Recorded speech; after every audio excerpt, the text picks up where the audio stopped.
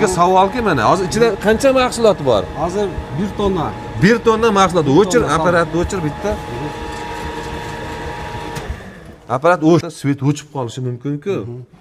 Ko'p ustalarda tayyorlangan оборудованияларда bu svet o'chgandan keyin bu qaytib yurmaydi apparat. Buni bo'shatish kerak bo'ladi mahsulot. To'g'rimi? Lapka tus bo'lchida. Uzoqligicha. Sirdiki O'zbekistondan kelgan lapka bo'ldi ekan, chiqsang ustiga taqsang bo'ldi. Buni apparat hech qanday muammo qilgan yo'q. 1 tonna mahsulot ichida turibdi. Aylarda qum bilan semenni tarkib og'irligini hisobiga 1 tonna 300 kilo mahsulot bunga sig'adi hozir. Sig'adi. 1 tonna 300 kilo kafelni kilay sig'adi. Tan narxini aytamiz. Yo'l kirosini ham o'zi to'laydi. O'zi to'laydi yo'l kirosini. Men shu Bishkekdagi ham dillerstramiz bo'ladi.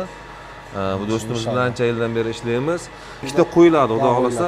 Tez kunlarda uni ham videosini qilib chiqazamiz. U оборудованияларdan keladi.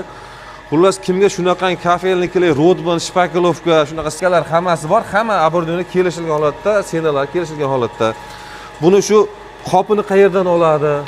Qanday tayyorlaydi? Qop qanday tayyorlaydi? O'rganib ketish imkoniyati ham bor, to'g'rimi? Bor. Shogird ham olaverasan, bir hafta 10 kunga kelishilgan holatda o'rgatib, atida tushuntirib qo'yasan.